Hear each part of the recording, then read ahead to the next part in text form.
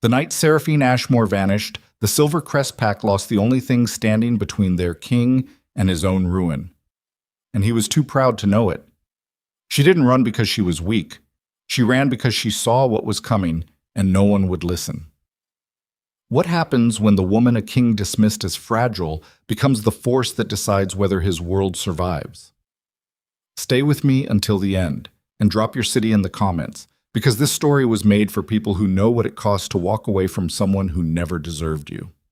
The torch brackets along the corridor to the Alpha King's private council chamber burned lower than usual that night, their flames guttering in the draft that pushed through the cracked mortar of the old stone walls. It was the kind of cold that didn't come from weather. It came from something wrong in the air, some pressure building behind the walls of a place where too many lies had been told for too many years. Seraphine stood outside the chamber door with her back flat against the stone and her hand pressed over her mouth. Inside, 3 voices. She recognized all of them. Lord Casimir Vorn, the king's chief advisor, whose soft hands had never held a sword, but whose mouth had built more traps than any blade. Elder Rowan Tetch, the oldest council member, who had served 4 kings before Kaelin and who smiled like a grandfather and calculated like a butcher. And the third voice, the one that made the bile rise in her throat. Lord Aldrich Morn, Kaelin's closest friend since boyhood, the man who had stood beside them at their mating ceremony and pressed his palm to Kaelin's shoulder and said, "She's the best thing that ever happened to you, brother." That same voice now said, "The Luna's influence over the border packs has grown too substantial. The Ashvale delegation defers to her. The Crestfall elders bring their disputes to her before they bring them to the throne. This is not a Luna's function. This is a queen consolidating power." Seraphine didn't move. Her breath came slow and controlled, the breathing she had learned during her years of training with the pack's boundary scouts, a technique for staying still in the dark while something dangerous moved nearby. "Kaelin won't hear it," Rowan Tetch said. "He thinks her diplomatic work strengthens the crown."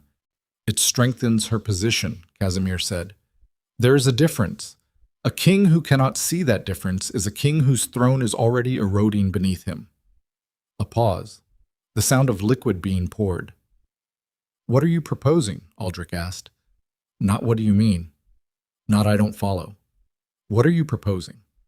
Like a man who had already accepted the destination and was only asking about the route. Seraphine's hand dropped from her mouth. She pressed her palm flat against the stone at her side. "Nothing violent," Casimir said, and the smoothness of his voice, the way he said nothing violent the same way a man might say nothing expensive, made her stomach clench hard. "The Luna is with child. Early yet. If the right questions were planted at the right time, if the right witnesses saw the right things, the Alpha King is a proud man. Pride is the easiest lever in the world. You'd have him cast her out." Aldrich's voice was even. No outrage, no hesitation. "I'd have him choose to cast her out, without ever knowing he was guided to the choice. A king who exiles his own Luna on the grounds of treachery is a king whose counsel fills the vacuum she leaves behind. The border packs return to the throne's direct authority. The diplomatic channels she built revert to intermediaries we control." Casimir paused. "And there is no blood, no scandal, only a faithless Luna who ran rather than face her mate's judgment." The silence that followed lasted long enough that Seraphine counted 7 of her own heartbeats. Then Aldrich Morn said, "How long will it take to set up?" She was already moving. She walked, not ran. Walking was invisible. Running was a flag.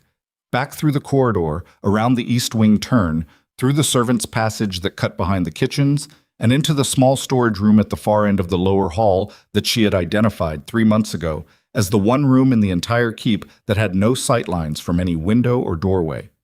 She had identified it 3 months ago because 3 months ago she had begun to notice small things. A message arriving in the wrong order. A border elder's tone shifting when she walked into a room. Kaelin's jaw tightening in a way it hadn't tightened before when she mentioned a diplomatic success. She had told herself she was imagining it.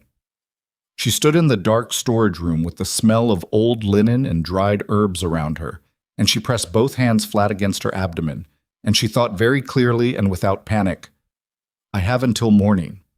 The pregnancy was 8 weeks along. She had not yet told Kaelin. She had been waiting for the right moment, for the nausea to ease, for something she couldn't quite name, some tension in the keep that she had been trying to read and could now read perfectly clearly. There would never have been a right moment. The right moment had been strangled before she found it. She thought about walking to Kaelin's chambers right now. She thought about what she would say. "My king, I overheard your counsel. Your closest advisor and your oldest friend are planning to destroy me. Your childhood companion, who stood at your side when you bound your life to mine, is already choosing which route to take." She thought about the look on Kaelin's face. Not rage. She could have worked with rage. She thought about the moment of hesitation. The fraction of a second where his pride would brush against his trust, and where, if Casimir and Morn had already begun to plant their seeds, the hesitation would bloom into doubt before she could uproot it. She knew that face. She had been watching it change for months. A man who already half believes a lie will hear a truth as confirmation of his doubt. She had one advantage, and it was thin as a blade and just as dangerous to hold. They didn't know she had heard them, which meant they hadn't started yet, which meant the false witnesses hadn't been positioned, the forged evidence hadn't been placed, the rumors hadn't been seated in the right ears, which meant if she moved now, she moved before the trap was built. The child in her was the only variable. If she stayed, the pregnancy would eventually show, and Casimir would use it. The timing, the questions about the father, all of it deployed at precisely the moment it would do the most damage. If she left before the trap was set, she became the Luna who ran, rather than the Luna who was publicly destroyed.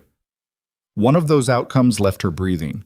Only one of those outcomes left the child breathing. She stood in that dark room for 4 minutes. She counted them. Then she stopped feeling like a woman standing at the edge of a cliff and started feeling like a woman measuring the distance to the other side. She moved. She took nothing that would be missed immediately. Her personal seal, which was too dangerous to leave behind because the right forger could use it.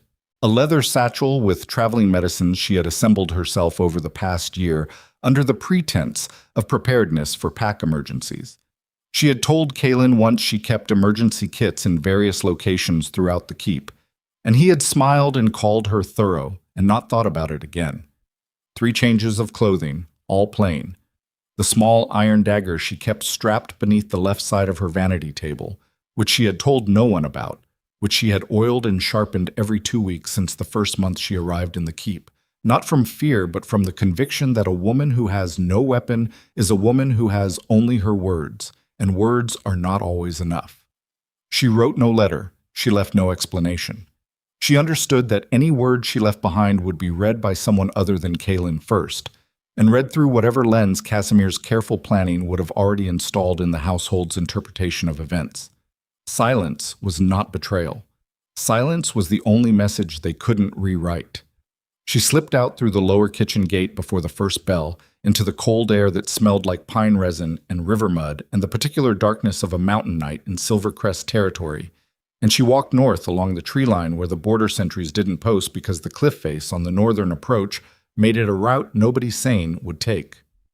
Seraphine Ashmore took the route nobody sane would take, and she did not look back at the keep lights, because she already knew what was back there, and she needed to be entirely present for what was ahead. Tussid. 3 days later, Kaelin Draven sat in the same council chamber with the same 3 men and learned that his Luna had fled. The details were presented carefully. A maidservant who had seen Seraphine moving through the lower hall late at night. A missing seal. The empty chambers. An unnamed border scout who claimed secondhand to have heard the Luna speaking with a messenger from the Ashvale delegation 3 days prior. A meeting that had never been reported to the throne. None of it was enough. Any one of those facts, standing alone, was meaningless. Together, shaped by the right voice in the right order, they became a story. Casimir told the story quietly, with what appeared to be reluctance. Kaelin sat at the head of the table with his hands resting flat on the wood and his face completely still, which was how he looked when something was dismantling something inside him that he didn't yet have language for. "She took her seal," he said. "Yes, my king." "Nothing else of value? No treasury access? No pact documents?" "No. A woman building a new power base doesn't leave without funds or documentation." His voice was level. the voice of a man following a thread. Casimir spread his hands. A frightened woman doesn't always think strategically. Seraphine, Kaelin said her name once, flatly, like he was testing its weight, is not a frightened woman. There was a pause. The border territories, Aldrich said, from the seat to Kaelin's right, his voice carrying the careful gentleness of a friend managing a wound. She had relationships there that were entirely hers. If she's gone to...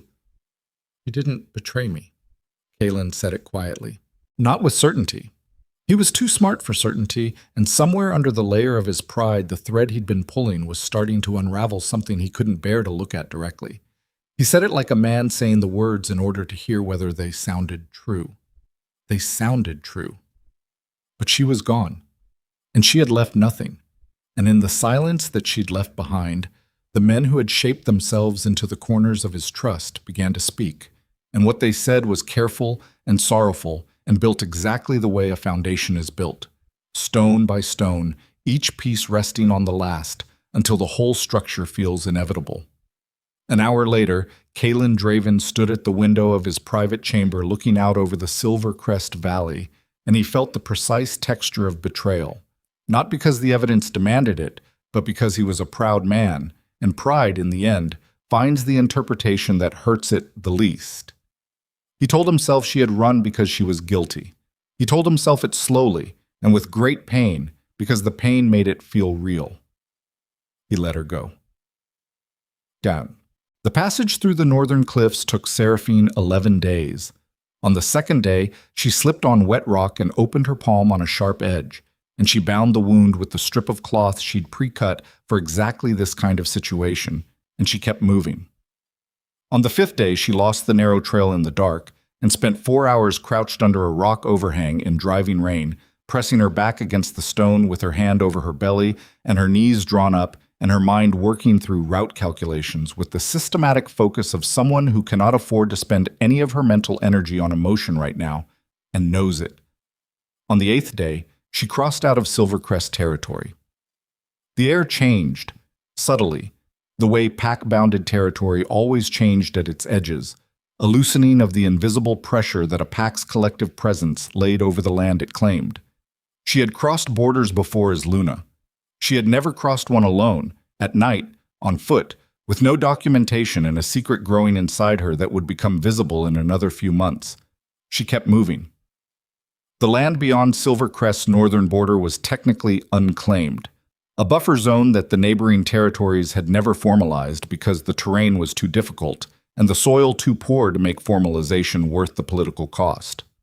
For the past decade, the people who lived here had been a mix of scattered human settlements and small, unaffiliated wolf families who owed allegiance to no pack and survived by being useful to everyone and beholden to no one.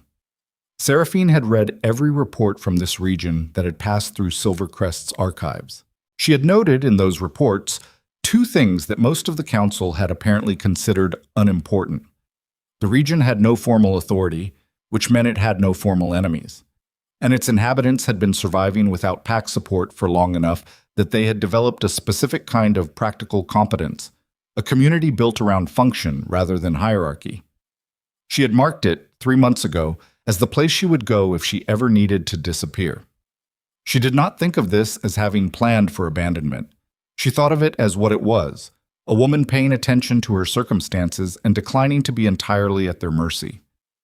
The first settlement she reached was a small mixed community of roughly 40 people on the south bank of a river that had no name on any official map, but which the locals called the Grey Wash for the color of its current in the spring melt. She arrived mud-covered and exhausted, and with her right hand wrapped in cloth that had soaked through twice and been rewrapped. A woman met her at the edge of the settlement, older, mid-60s, with the kind of compact, deliberate physicality that came from decades of hard work rather than training. She looked at Seraphine for a long moment, specifically at her feet, her hands, the set of her shoulders. "You're Wolf," the woman said. "Yes." "You're alone." "Yes."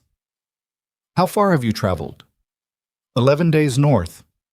The woman's eyes moved to Seraphine's wrapped hand, then up to her face, and then, with the particular perceptiveness of someone who had seen enough of the world to read its small signs, to the way Seraphine was standing, one hand loose at her side, one hand, almost without awareness, resting very slightly against her lower abdomen.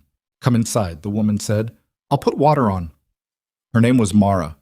She was the closest thing the graywash community had to a leader, which meant she was the person everyone came to with disputes and resource questions and medical emergencies, and which meant she had learned over 20 years to solve problems with the materials actually available rather than the materials she wished she had. She set bread and dried meat in front of Seraphine without asking, and she poured water heated over the fire and cleaned and rewrapped the hand wound without commentary, and she sat down across the table and waited. "I'm not returning where I came from," Seraphine said. "Didn't ask you to." "I'm going to need shelter. I can work." "What work can you do?" Seraphine looked at her. "I can read maps and write treaty language. I can plan supply routes. I can negotiate between parties who don't trust each other because I know what each of them actually wants when they say something different. I can treat wounds and diagnose illness, and I can train fighters, although I'd need to eat properly for several months before I'd be useful for that last one." She paused. "I can also do whatever physical labor is immediately necessary. I'm not telling you what I won't do. I'm telling you what I'm particularly useful for." Mara was quiet for a moment. "You're running from a pack," she said. "Yes." "High-ranked?" "Yes." "They'll look for you." Seraphine thought of Kalen standing at a window. She thought of the exact nature of his pride. Not cruelty, not viciousness, but the specific inflexibility of a man who had never been required to be wrong about something that mattered. She thought of Casimir's soft hands and careful voice. "No," she said. "They won't." Mara studied her for another long moment. Then she nodded, once, with the decisive brevity of a woman who made decisions based on available information and then didn't second-guess them. "The East End building needs a new roof before winter. You can start there. We'll figure out the rest as it comes." The rest as it came took 3 years. It started with the roof, which Seraphine built correctly on the second attempt after the first attempt revealed a drainage problem she hadn't accounted for.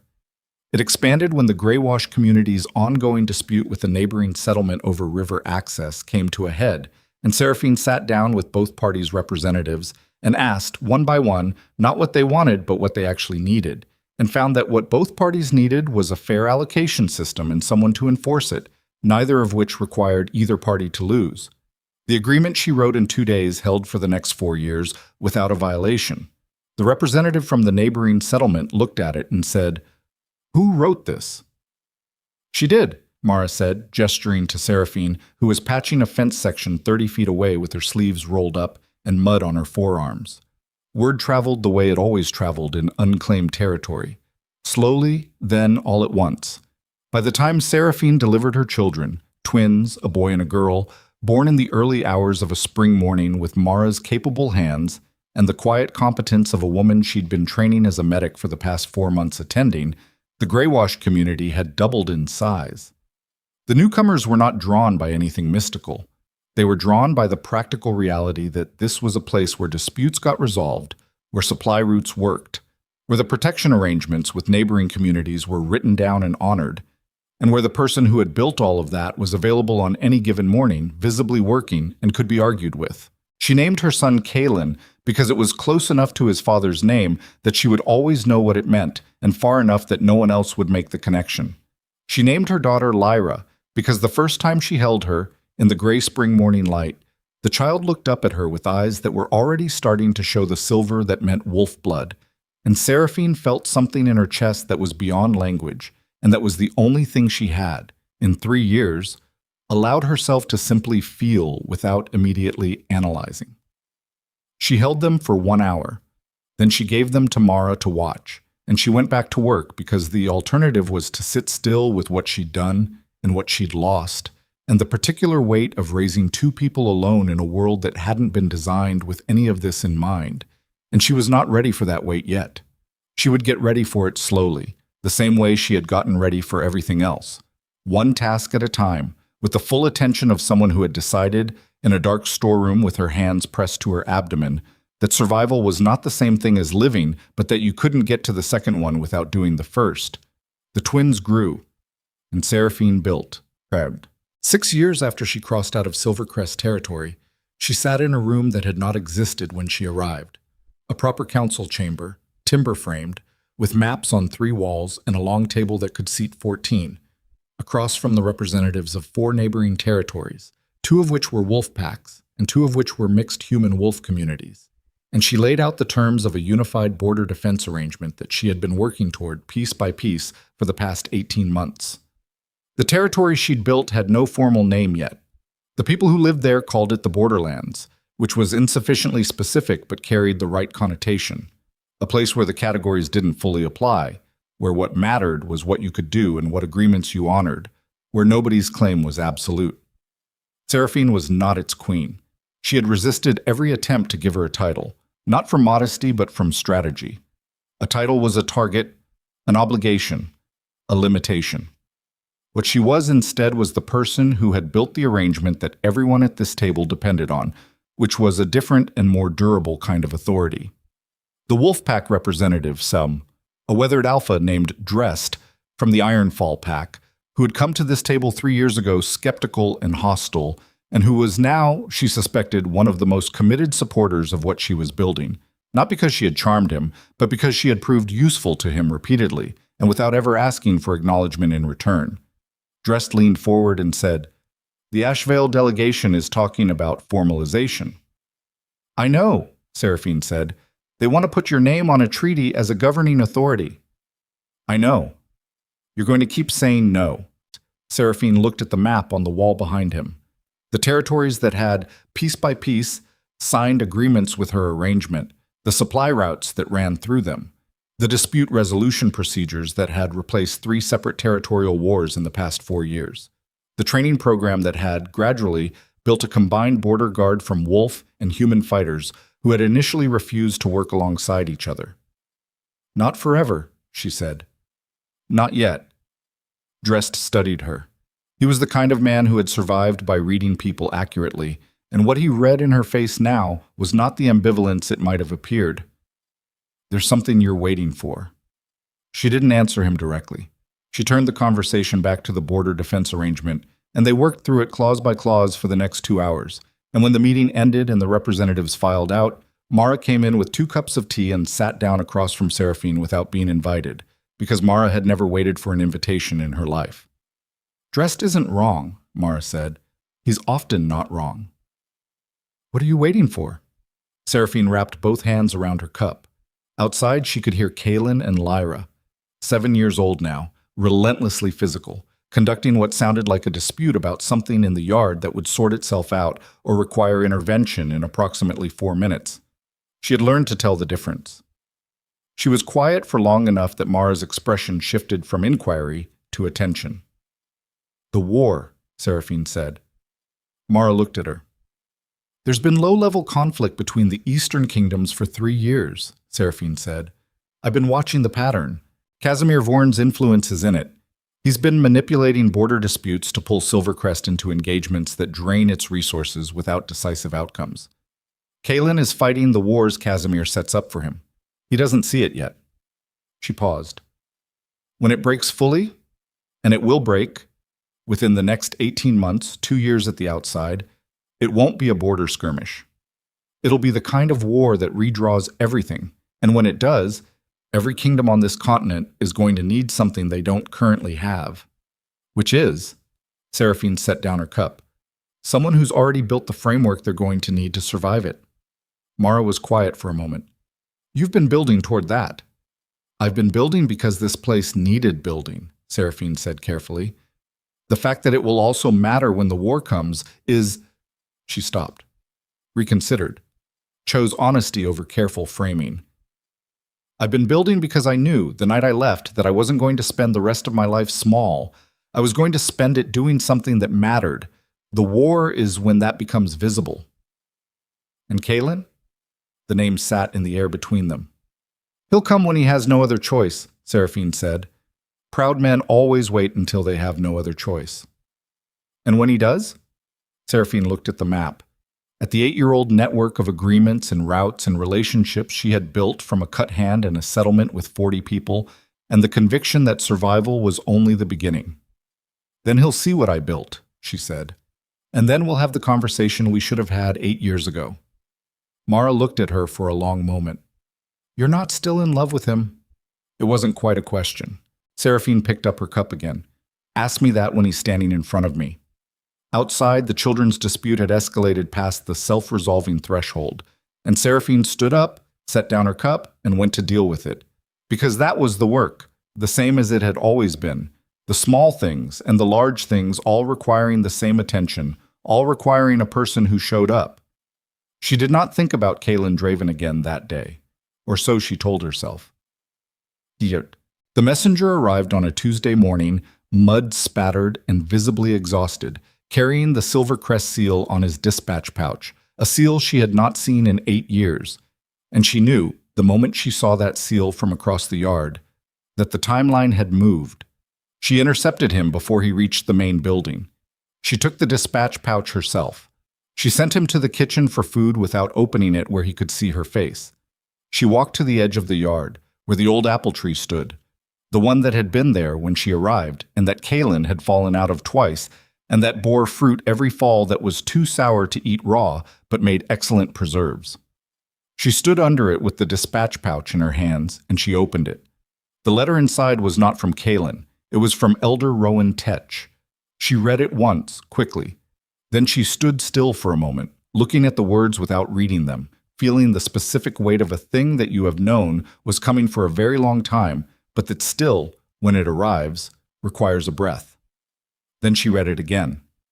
Tetch wrote in the careful, elaborate style of a man who had spent 60 years in political service and had learned to say things without quite saying them. What he was saying, in the gaps between the formal language, was this: the war had broken. Not in 18 months, now. The Eastern Alliance had fractured, and Silvercrest's northern border was already under engagement. Kaylin had committed pack forces to 3 separate fronts simultaneously, which was either Casimir's advice or Casimir's sabotage, and the distinction no longer mattered because the outcome was the same. And there was more. At the bottom of the letter, in the same careful hand but with the faint tremor of a man writing something he had perhaps been working toward for years, Tetch wrote, "The Queen of the Borderlands commands considerable influence. Her methods of conflict resolution are spoken of with respect even in circles that would not openly acknowledge them. If she were to receive an envoy from Silvercrest requesting consultation, it is possible that certain members of this council would find her reception of such an envoy to be of significant political weight. The king does not know of this letter. The king believes he is sending his senior generals south to negotiate terms with an unaffiliated border queen. He does not yet know who that queen is." Seraphine stood under the apple tree for a long time. 8 years. 8 years of mornings that started before dawn and ended after dark, of building something from nothing, of raising 2 children alone, of watching the reports from Silvercrest and knowing that the crumbling was happening exactly the way she had read it would happen that night in the dark storage room. 8 years of not sending a letter. Not once. Because there was nothing to say that would not be intercepted and reframed and used, and because she had learned, that night, that words without power behind them were not protection but exposure. Now she had power behind them. The senior general Kaylin was sending south. She knew who it would be. There was only one General Kaylin trusted above all others, only one man he would send to negotiate something this politically sensitive, only one man who was still alive and still in his inner circle who had the diplomatic fluency for it. She turned and walked back toward the main building. At the door, Lyra was waiting, 7 years old, silver-eyed, with her mother's cheekbones and her father's jaw, and a look of complete certainty on her face that she deployed several times daily toward problems she had decided to solve. "The messenger ate 3 bowls," she announced. "Kaylin bet him he couldn't eat 4. "Tell Kaylin to stop gambling with the household food stores," Seraphine said, and her voice came out even and clear, the way it always did, the way she had trained it to. She went inside. She sat down at the desk where she wrote her treaty language and her dispatch letters and her careful, patient plans, and she took a fresh sheet of paper. She wrote 1 line. Then she folded it, sealed it, and gave it to a runner to take back to the exhausted messenger with instructions to carry it north, to the Silvercrest Keep, to no specific recipient, just the senior general who would be heading south within the week. The line said, "I know who you are. Come alone." She was already standing at the window when the runner left the yard, watching the direction of the road north, and what she was feeling, for the first time in 8 years, was something that was not quite anticipation and not quite dread, but which lived in the precise space between them, in the place where things that have been delayed for a very long time finally begin to move. And then the runner stopped, turned back, came fast across the yard with the look of someone who had made a mistake or discovered something wrong, and Seraphine was already moving before she knew why, through the door and down the steps and out into the yard where the runner reached her and said, breathing hard, "He didn't go north. The messenger, he wasn't going north. His horse is already packed south. He's already heading back the way he came, but he took a different pouch with him than the one he brought." Seraphine went still. "Which pouch?" "The one from your writing desk. He had the key." She turned and went back up the steps, through the door to the writing desk.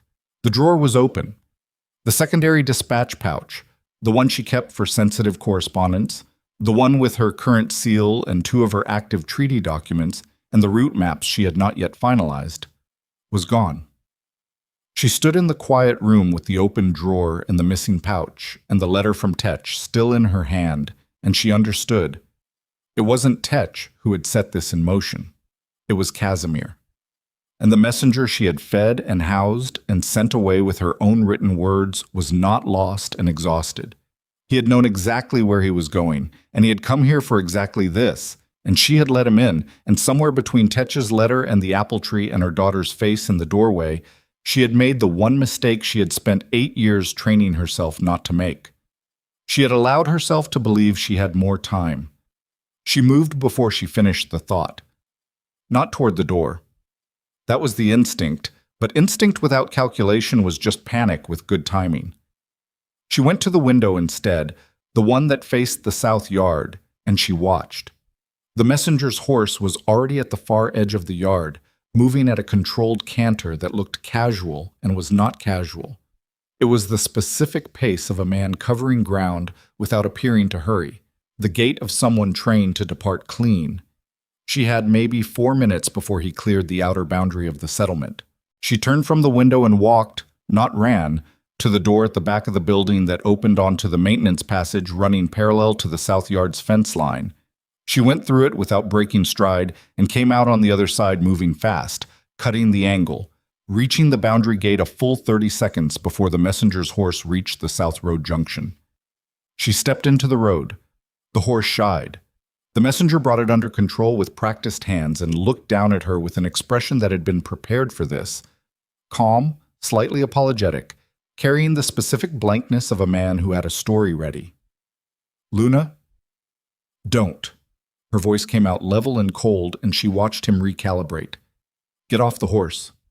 I was instructed to return immediately upon delivery. My orders. You have 2 options," Seraphine said. "You get off the horse and we talk, or I pull you off the horse and we talk.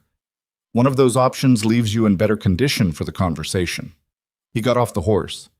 She looked at him, really looked, the way she had been trained to read a room and had extended over the years to reading individual people. The mud on his boots was wrong, too uniform, applied rather than accumulated.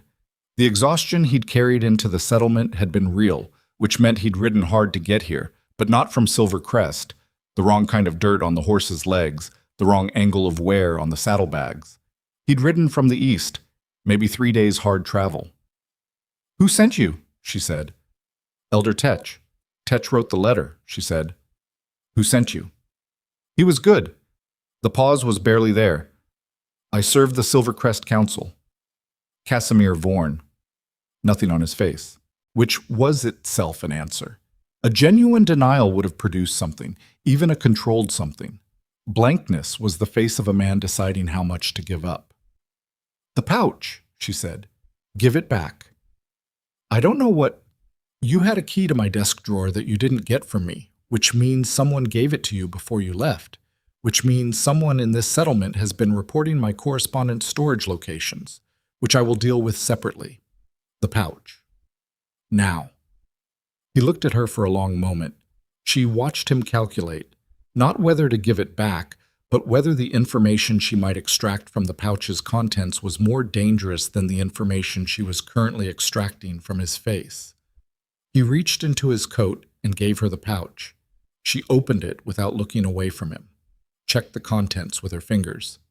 The treaty documents were there, the route maps, everything intact. She closed it and put it under her arm. "Here's what you're going to do," she said. "You're going to ride back to whoever sent you and tell them that the pouch contained route maps for the Western River crossing and a draft of the Ironfall supply agreement. Tell them nothing else was there. Tell them you saw no personal correspondence, no strategic documents, nothing relevant to the king's situation." He blinked, just slightly. "You're telling me to lie to my principal." "I'm telling you to give your principal a true statement about a false premise. The pouch doesn't contain what they sent you to find because what they sent you to find doesn't exist in any retrievable form." She held his gaze. "And I'm telling you this because you're a working man who took a difficult assignment, and I have no particular interest in your suffering. But if you report accurately about what I've just said to you, I will know it, and I will send a full account of this interaction, including the timing of your arrival, the key you carried, and the specific contents of the pouch, to the Ironfall Pack, the Ashvale delegation, and every allied territory within my network. Do you understand what that means?" She watched him understand what that meant. "Yes." "Good.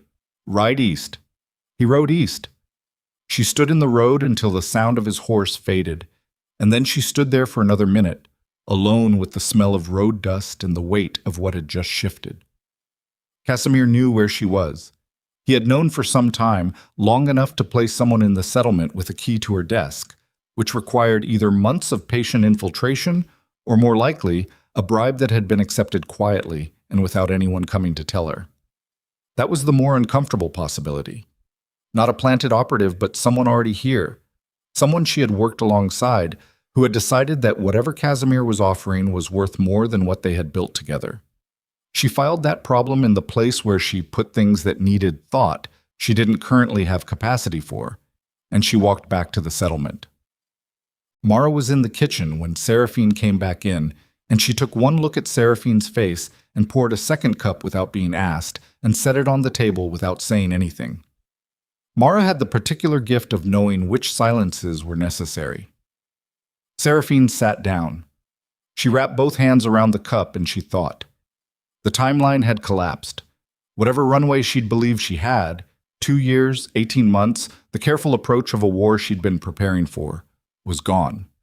Casimir knew she was here, which meant that whatever he had planned for her appearance in the political landscape would now accelerate, because leaving her in place and undisclosed was no longer an option for him. He would move to define her before she could define herself. "Someone in the settlement has been reporting to Silvercrest," she said. Mara's face didn't change. "How long?" "Long enough that they had a key to my desk drawer. Months. Maybe longer." Mara set down her cup. Her expression was the expression of a woman who was working through something painful in real time and refusing to externalize the pain because externalization wasn't useful. "Do you know who?" "Not yet." "How do you want to handle it?" Seraphine looked at the table. She thought about Casimir's voice in that corridor, nothing violent, and the specific horror of how reasonable it had sounded. She thought about the difference between the response that felt right, which was immediate and confrontational, and the response that was right, which was deliberate and controlled. "Quietly," she said. "Whoever it is, they're more useful to me thinking their access is intact. If I expose them now, Casimir knows his line of information is cut. If I leave it in place and manage what moves through it, you use it. I use it." Mara looked at her for a long moment. Something moved across her face that was close to pride and also close to something more complicated. The expression of a woman who had watched someone she loved become something formidable and was not entirely sure how she felt about what that cost. "The war?" Mara said. "Moving faster than the report suggested. Casimir has been accelerating it." Seraphine turned the cup in her hands. He needs Silvercrest destabilized before I can formalize this territory's position. If I'm an established political authority when the war peaks, I'm a factor he can't control. If he can define me as a fugitive Luna with a stolen seal before I can establish my own definition, he wins. He gets another decade, yes. So you formalize now. Seraphine was quiet for a moment. Outside, she could hear the yard, the daily noise of the settlement, the specific texture of a place that had become real and alive and full of people who had built something they believed in. She thought about what formalization meant, what it would cost, what it would change. I call the council, she said, all 4 territories. I tell them it's time. And your name goes on the treaty. My name goes on the treaty. Mara nodded once, then, and the children. Seraphine looked up. Kaylin and Lyra, Mara said, in the quiet, precise voice she used when she was going to say something that needed saying. If you put your name on a treaty, your name is on a treaty, and anyone looking for a Luna who fled Silvercrest 8 years ago with her seal and a secret is going to do the arithmetic. The room was quiet. I know, Seraphine said. Do they know? About their father? Seraphine thought of Kaylin, 7 years old, silver-eyed, who asked the direct, unanswerable questions that children asked because they hadn't yet learned that some questions were supposed to be avoided. He had asked, 3 months ago, in the matter-of-fact tone of someone raising a practical issue, Do I have a father, or did you just decide to have us by yourself? She had told him that his father was a king and that the situation was complicated, and that she would explain everything when he was older. He had received this with the expression of someone who found it deeply unsatisfactory but was willing to table it temporarily. They know he exists, Seraphine said. They know it's complicated. When the treaty goes public, I know, Mara. I'm not criticizing. I'm telling you what's coming so you can be ready for it. Seraphine set down her cup. She sat with the silence for a moment, and in it she felt the full weight of the 8 years. Not with regret, because regret required believing there had been a better option, and there hadn't been, and she knew that, but with the specific gravity of a person who had been carrying something heavy for a long time, and who could now see, at the far end of the road, the place where she would finally be able to put it down.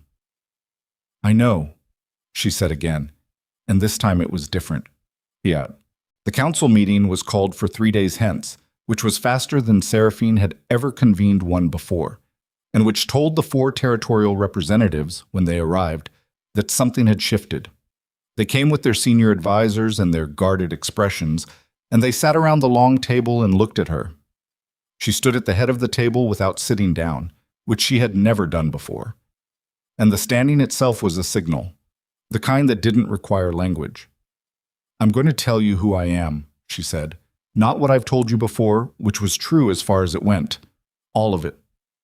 The room was quiet in the way that a room gets quiet when people are paying the kind of attention that precedes a decision. My name is Seraphine Ashmore.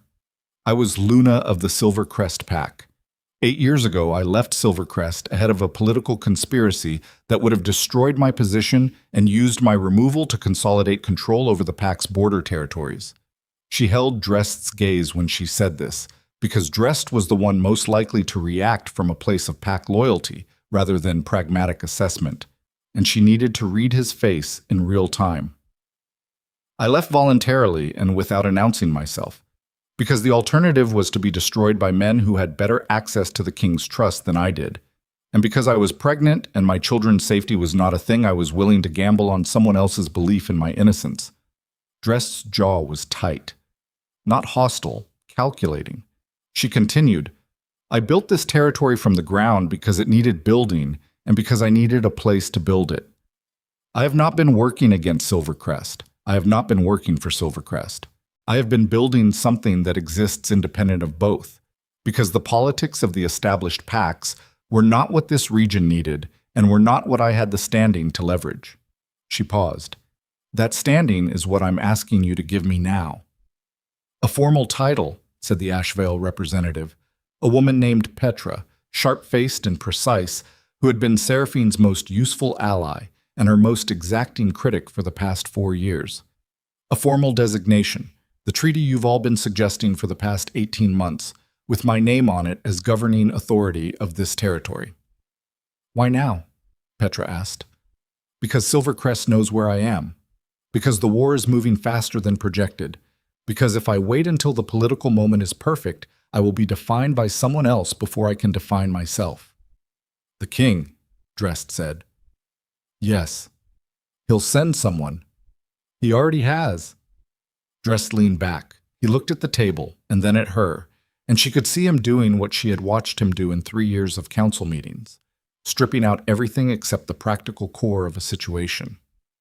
If we sign the treaty and put your name on it, we're in it. Whatever comes from Silvercrest, whatever this war brings, we're standing behind your position. Yes. That's a significant commitment for territories that have survived by staying out of pack politics. You've been in pack politics for 3 years, Seraphine said. You've just been in them through me, with my name kept out of the documentation. What you're being asked to do now is make visible what already exists. She looked around the table.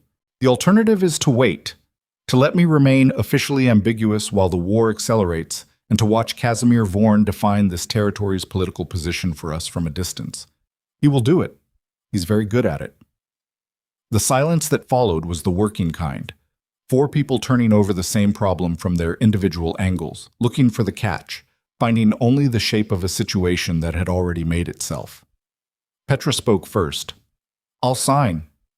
Then the 2 mixed territory representatives in quick succession. Drest was last. He looked at her for a long moment across the table with the expression of a man who had made his calculation and was now deciding how much to say about it. The king won't like it, he said. No. He'll come himself, eventually. Men like that always come themselves. I know. You ready for that? Seraphine held his gaze.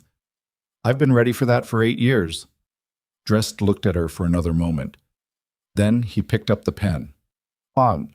The treaty was signed before nightfall. Petra's people had a seal press with them. Petra always had a seal press with her because Petra was the kind of woman who brought what she needed rather than apologizing for not having it. And by the time the Valley Light had gone amber and flat, the document existed, with all 5 signatures and all 5 seals, and Seraphine's name was at the top of it in the clean, precise script she had learned in Silvercrest's records office, under a tutor who had told her that a Luna who couldn't read a formal document was a Luna who would always be managed by the people who could. She had that tutor to thank for several things. She sent copies to 7 locations simultaneously, via 7 different writers going 7 different routes, because a single copy was a document and multiple distributed copies were a fact, and facts were much harder to quietly unmake than documents. When the writers left, she went to find her children. They were in the east yard, where the light lasted longest, doing the thing they often did at the end of the day, sitting in the grass near the fence, with Kaelin explaining something to Lyra in the tone of someone who was not entirely sure of his information, but was fully committed to his authority on the subject. Lyra was listening with the expression of someone who was taking notes in order to rebut them later. Seraphine sat down in the grass beside them without announcing herself, and Kaelin paused his explanation and looked at her, and something in his face, the silver eyes that were her eyes but with the set of someone else's brow, registered that this was a different kind of arriving than the usual end-of-day kind. Something happened, he said. Yes. Are we in trouble? She considered lying. She considered the simplified version, the age-appropriate version, the version that would protect them from information they couldn't yet process. She thought about the version of herself that had once trusted the wrong people with too little information and had not been protected by that trust. Things are changing, she said. I signed a treaty today that puts my name on this territory officially. That means people from my past are going to find out where we are. Some of those people are going to come here. Lyra was watching her with the focused, still attention she brought to problems she was treating seriously. The king, she said. Not a question. Eventually, yes. Our father, Kaelin said. Yes. The words sat in the evening air. Kaelin looked at the fence post. He was quiet for long enough that Seraphine let the silence stand rather than filling it, because he was a person who needed room to work through things, and she had learned that early. Is he why you left? He said. No, she said. I left because people around him were trying to destroy me. He didn't know.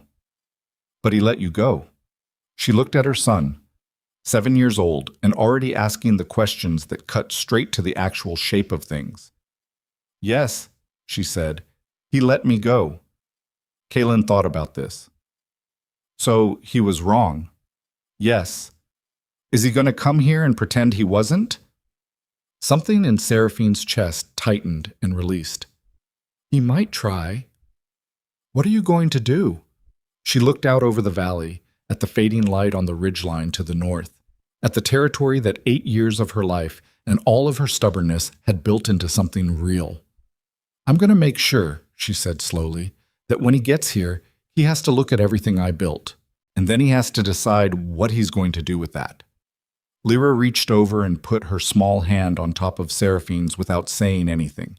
It was such a complete gesture, so precisely the right thing, that Seraphine felt the back of her throat tighten for 1 second before she controlled it. Okay, Kaylin said, with the tone of someone concluding a negotiation. But if he's rude to you, I'm going to say something. You're 7. I'm almost 8. That doesn't... I'm almost 8, and I'm a future alpha, and I'm allowed to say something. Seraphine looked at her son's face, entirely serious, entirely committed, entirely prepared to walk into a confrontation with an alpha king on her behalf. And she felt something she had not let herself feel in a very long time, which was the specific, almost unbearable warmth of being loved by someone who hadn't yet learned to calculate the cost. All right, she said, you can say something. Good. He went back to explaining whatever he'd been explaining to Lyra, and Lyra went back to her expression of interested skepticism, and Seraphine sat in the grass between them with her hand under her daughter's and the treaty already in transit to 7 destinations and the war already moving, and she let herself have the moment exactly as it was. She didn't know yet that the rider going northeast, the one carrying the copy she'd intended for the Crestfall elders, had been intercepted before the second relay point. She didn't know that the copy he carried had been taken from him intact and was now in different hands. She didn't know that it would reach Silvercrest before any of her other riders reached their destinations, and that it would arrive not in Elder Tetch's hands, but in Aldrich Morn's. She didn't know that Aldrich Morn would read her name on the treaty and then read it again, and that the expression on his face would be the specific expression of a man who has been waiting for a consequence to arrive for 8 years and has now watched it come through the door. She didn't know that he would take the treaty directly to Kaylin. She found out the next morning when a second messenger arrived. Not a spy this time, not someone with a false pouch or a planted key, but a young woman riding a horse she'd clearly pushed hard, carrying nothing except a verbal message and a Silvercrest seal burned directly into the leather of her riding glove as identification. The message was 4 words. He's already riding south. Seraphine read the 4 words twice and then handed the message back to the young woman and told her to rest her horse and eat something from the kitchen, said it with the flat steadiness of someone who had already finished feeling the thing the message was designed to make her feel and had moved on to what came next. She walked to the council room. She stood at the map wall and looked at the northern road. He's already riding south. Not in 2 weeks. Not with a diplomatic envoy and advance correspondence and the careful political staging that a king negotiating with a foreign authority would arrange. Already riding. Which meant he had left Silvercrest within hours of seeing the treaty. Which meant Aldrich had brought it to him at night. Which meant Kaylin Draven had read her name on a document and had not slept and had not waited and had done the thing that proud men do when the thing they thought they understood turns out to have been something else entirely. He was coming fast, and he was coming without thinking it through, and that was the most dangerous version of Kaylin she knew. She had 3 days. Maybe 4 if his horse threw a shoe or the northern pass was slower than usual in the early spring mud. She needed to use all of them. She pulled the route map from the wall and spread it flat on the table and began to work. The first day she spent on logistics, repositioning the border guard rotation so that the approach routes from the north had visible presence without appearing staged, preparing the main hall for a formal meeting without making it look like she had prepared it, sending word to Drest and Petra that the situation had accelerated and that their presence was no longer optional if they wanted to have any say in how the next week unfolded. The second day she spent on her children. She told them more than she had told them before. Not everything. Kaylin was 7 and Lyra was 7, And there were things about betrayal and political conspiracy that required more language than 7-year-olds had, not because they lacked intelligence, but because some kinds of understanding needed more experience underneath them to hold their weight. But she told them the shape of it. She told them that their father was a king who had made a serious mistake, and that the people around him had made that mistake easy to make.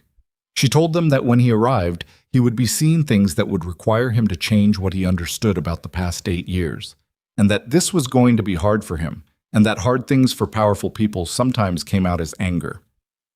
"Is he going to be angry at us?" Lyra asked. "No," Seraphine said. "He won't be angry at you." "Is he going to be angry at you?" She thought about the specific quality of Kaelin's anger, the way it ran cold rather than hot, the way it went very still and very precise before it said anything. "Maybe. Yes. Probably." "Because you left?" "Because I left without explaining, and because I've been here for 8 years building something that changes what he thought he knew, and because proud men find that kind of information very difficult to absorb." She paused. "But his anger is his to manage. My job is to tell him the truth. His job is to decide what to do with it." Kaelin had been quiet through this. He was doing the thing he did when he was working through something genuinely complex. Very still, eyes focused on something slightly to the left of what he was ostensibly looking at, his hands loose in his lap. "Do you still love him?" he asked. Seraphine looked at her son's face. She had asked herself this question in the dark, in the quiet, in the particular exhaustion of late nights when the settlement was asleep and the work was done, and there was nothing left to occupy the parts of her mind that she normally kept busy. She had answered it differently on different nights, and the different answers had all been true at the time, which told her something about the question itself. "I don't know yet," she said. "I think I need to see him first." Kaelin accepted this with the gravity of someone filing away information for later use. "Okay," he said, and then, because he was Kaelin, "but I'm still allowed to say something if he's rude." "I remember." Kaelin Draven arrived on the afternoon of the 3rd day. He came with 6 riders, which was a reduced escort for a king, and which told her, before she saw his face, that he had not told his full council where he was going. The 6 riders were personal guard, people loyal to him specifically, not to the council's oversight of his movements. He had ridden out of Silvercrest the way a man leaves a room where he can no longer breathe, fast, and without arranging things first.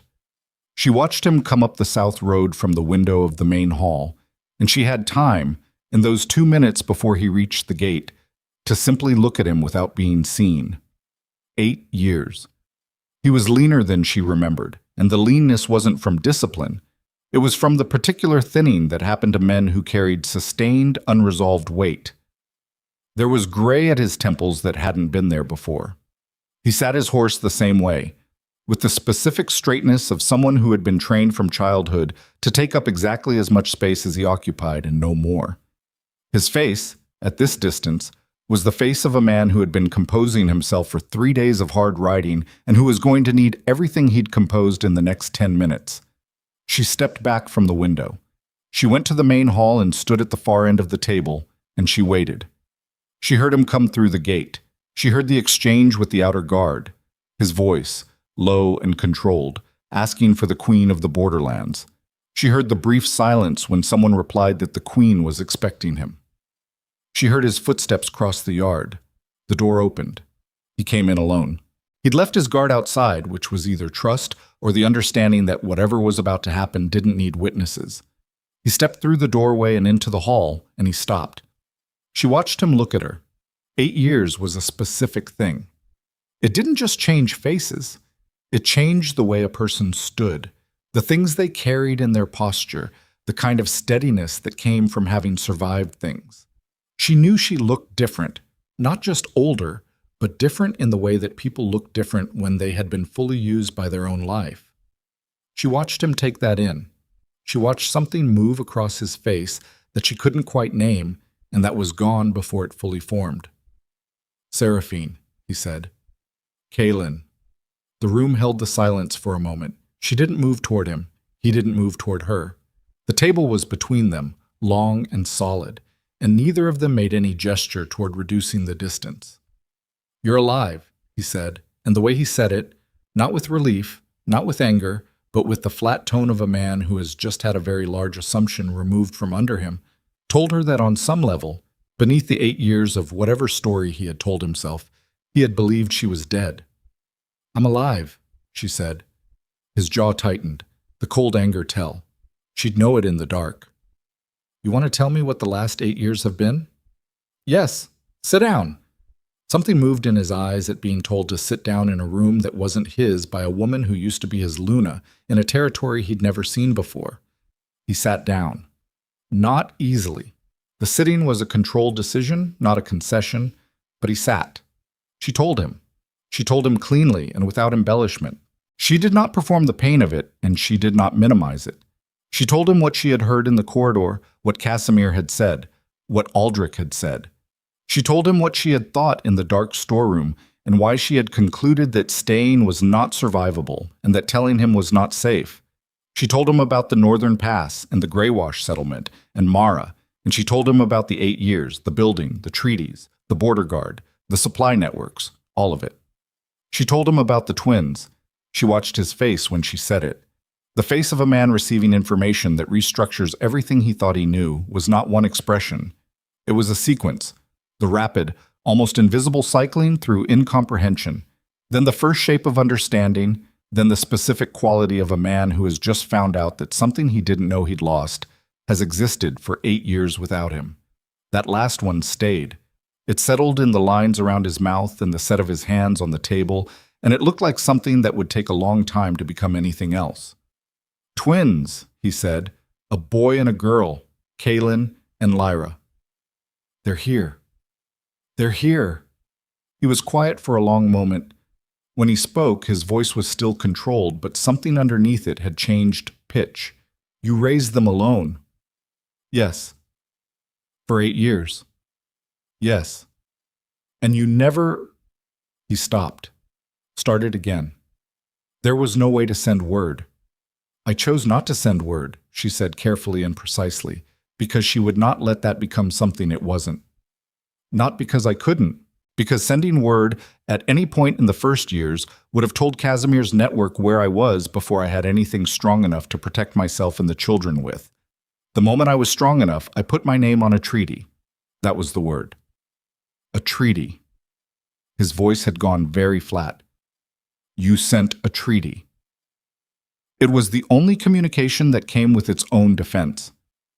He stood up. Not in anger. The movement was too controlled for anger. He walked to the window that faced the yard, the same window she had stood at 3 days ago watching the northern road, and he stood there with his back to her for long enough that she let the silence run. Tell me what Casimir said, he said, without turning around. Exactly. Every word you remember. She told him. He listened with his back to her, not moving, with the stillness of a man running a different version of the past 8 years through his mind in real time, locating every moment where a hand had guided him toward a specific interpretation of events, finding them. She could tell he was finding them, from the quality of his stillness, the way it got denser rather than lighter as she spoke. When she finished, the room was very quiet. Aldrich, he said. Yes. He was in the room. He said, what are you proposing? Not, what do you mean? Not, I don't follow. He already knew. Kaylin was quiet for a long time. Then he turned around, and the look on his face was not the look she had braced herself for, not the defensive anger of a man protecting his own judgment, not the deflection of someone not ready to be wrong. It was the specific terrible look of a man who had just understood something about himself that he could not unfind, and who was not going to look away from it. I let you go, he said. Yes. I chose to believe. You chose the interpretation that was easiest for your pride, she said, and said it without cruelty, only with the flatness of a thing that was true. I knew you would. That was part of why I didn't try to argue it. His jaw tightened again. He looked at her for a long moment with something working hard behind his eyes. That's what you thought of me. That's what I knew of you, she said. It wasn't a judgment. It was a calculation. There's a difference? Yes. A judgment is about what someone is. A calculation is about what someone does. What you do and what you are aren't the same thing, Kaylin. They weren't the same thing 8 years ago, and they aren't now. He absorbed this. She watched him absorb it, and in the way he absorbed it, the slight shift in his shoulders, the breath he took that was slightly too deliberate to be unconscious, she saw something she recognized from the early years of their bond, the specific quality of Kaylin Draven actually thinking rather than reacting. It had always been there. It had always been what made him worth the difficulty of him. He said, "I want to meet them." "I know." "Tonight?" She looked at him, really looked, the way she had looked at the messenger in the road, reading what was real underneath what was presented. What she saw was a man on the far edge of 3 days without sleep, running on the fuel of an emotional acceleration that was going to crash at some point, and crash hard, asking to meet his children for the first time without having slept or eaten or processed any fraction of what she had just told him. "Tomorrow," she said. "You'll eat tonight and sleep, and tomorrow you'll meet them when you're a person, rather than a state of emergency." He looked like he was going to argue. Then he looked like he was going to argue less. "There are rooms in the East Building," she said. "I'll have food sent." He nodded, once, and she moved to leave. And then he said her name, just her name, the way he'd said it when he first walked in, but different now, carrying more weight. And she stopped without turning around. "The conspiracy," he said. "Casimir, Aldrich, there's more." She turned. His face had changed. The something working behind his eyes had resolved into something specific and cold, and she recognized this version of him too. Not the proud man making easy choices, but the alpha king who had survived long enough to build an empire, and who, when he finally decided that something needed to be dismantled, was very thorough about it. "Tell me," she said. "Rowan Tetch sent you that letter." "Yes." "Tetch has been feeding me information about the border conflicts for 3 years. I thought he was being useful. I think now he was managing what I knew and didn't know about the Eastern situation, specifically about this territory." He looked at her. "If Tetch wrote to you independently, he's breaking from Casimir. That means something has shifted in the council. Something that scared Tetch enough to reach for an exit." Seraphine stood very still. What shifted?" she said, and her voice came out level, but something in her chest was recalibrating. The part of her that had mapped this landscape for years, that had tracked the political weather of Silvercrest from a distance the way a navigator tracked storm patterns, and that was now receiving data that didn't fit the model she'd been operating on. 2 weeks ago, Kaylin said, Casimir presented the council with a proposal, a formal alliance with the Duskmere Pack, the Eastern Alliance's senior member, a political marriage. He recommended it as a strategic counter to the border war. "A marriage," Seraphine said carefully. "Yes." "With whom?" Kaylin's eyes held hers. "With the council's approval, the Alpha King of Silvercrest would formally take a new mate, cementing the alliance." He paused. Casimir argued that the king's unbonded status was a political vulnerability and that the Luna's position had been effectively vacant for 8 years. The air in the room did something that air did when a structure that had been holding weight finally showed its crack. Seraphine heard the words. She heard them, and she found, with something that was not quite surprise, she had known Casimir was precise. She had known he was patient. She had known that 8 years was not too long for a man like that to wait for his next move. That this was the shape of what he had always been building toward. Not just removing her. Not just taking control of the border territories. Building a silver crest aligned to Duskmere, locked into an Eastern alliance that Casimir could shape, with a king married to a woman from a pack that owed Casimir its alliance, and with the border territories controlled by council intermediaries, and with no Luna whose diplomatic network or independent authority could threaten any of it. The whole 8 years, her exile, the managed wars, the slow erosion of Kaylin's independent power, it had been a single long plan. And Tetch had finally broken because Tetch, whatever his crimes, had not signed up for this ending. "Did Kaylin accept the proposal?" she said, and heard herself use his name in the third person, which was not what she'd meant to do. "I'm standing in your hall," he said. "What do you think?" She looked at him. "I told Casimir I would consider it," he said. "I needed time to leave without triggering suspicion. I told him I was riding south to negotiate with the border queen. He has no idea." He stopped. Something shifted in his face. The precision behind his eyes went very fast from calculation to something else. The specific look of a man catching something he should have caught sooner. "He knows exactly where I am," Kaelin said, very quietly. Seraphine felt it at the same moment. "The treaty copy that was intercepted. If Aldrich took it to me, he took it knowing I would come here. He took it knowing I would leave Silver Crest." He looked at her. "He didn't take it to me because the treaty surprised him." She finished the thought. "He took it to you because sending you here was the plan." The room went very quiet. Kaelin was here without his counsel's knowledge, or so he believed. He was here with 6 personal guards in unfamiliar territory, separated from his pack, his authority, his institutional leverage. And somewhere behind him, Casimir Vorn was in Silvercrest with a council that had just approved a marriage alliance, with the king absent and no stated return date, with the border territories already being funneled toward council control, and with every piece in position. They had not sent Kaelin south to negotiate. They had sent him south to be removed from the board. And she, Seraphine, with her signed treaty and her distributed copies and her rebuilt network, she had just become, in Casimir's calculation, not a threat to be neutralized, but a location to be used.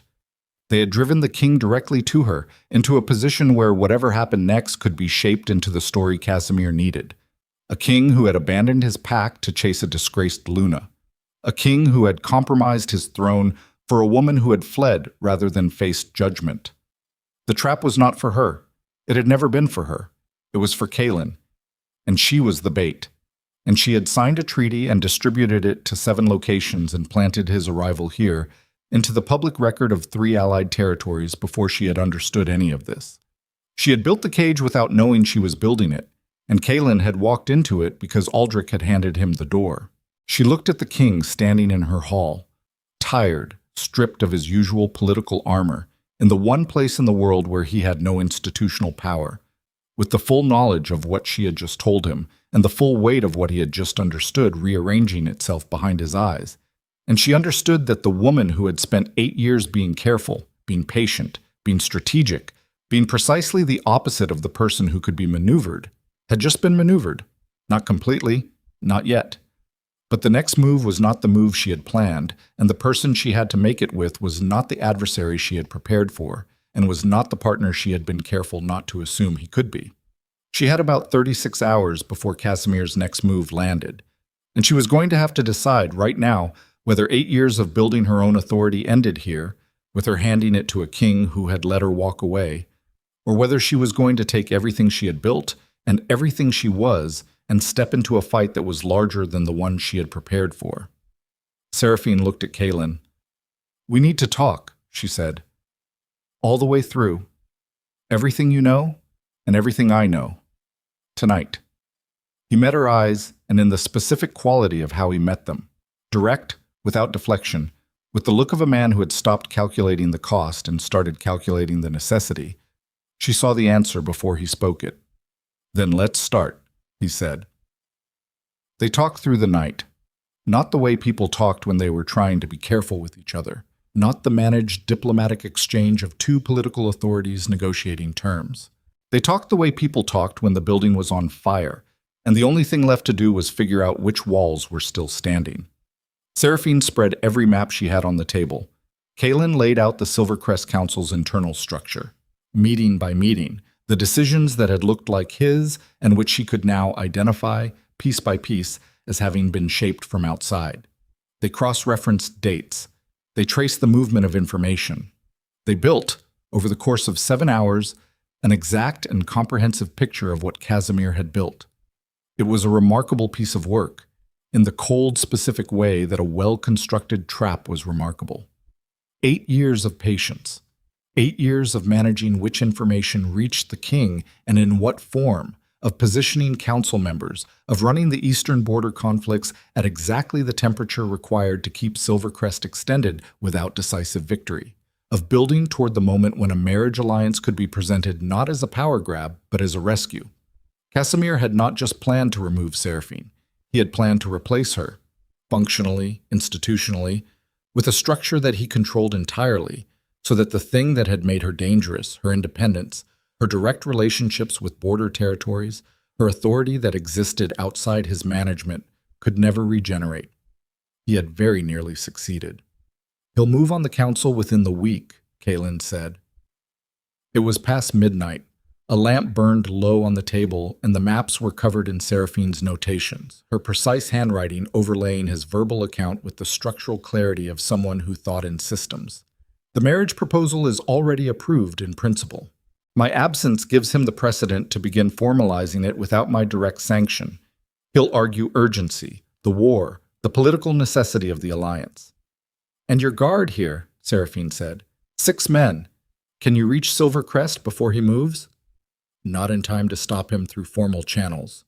He was looking at the map, at the distance between the borderlands and Silver Crest, his face carrying the specific exhaustion of a man working through arithmetic with a bad answer. If I ride back tomorrow, I arrive in 4 days at the fastest. He needs 3. So formal channels are finished. Yes. She looked at the map. Then she looked at him. What does he need to formalize the marriage alliance without you? Council majority. He has it. What does he need to make it stick politically across the pack? Kaelin's jaw was tight. Acceptance from the border alphas, the pack's senior territorial authorities. And where are those alphas' loyalties right now? He looked at her. She waited. Mixed, he said slowly. The Eastern alphas lean toward the Duskmere alliance because the war has made them want resolution at any cost. The Northern and Western alphas are more traditional. They'll want the king's direct sanction. And if the Queen of the Borderlands, who has active treaty relationships with 3 of those Northern alphas, sent a dispatch tonight, not tomorrow, tonight, calling for an emergency council of territorial alphas on the grounds of political corruption threatening the stability of the continent, Kaelin went very still.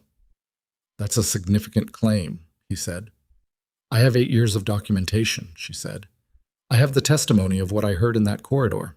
I have the intercepted dispatch from this settlement that shows Casimir had an operative positioned here.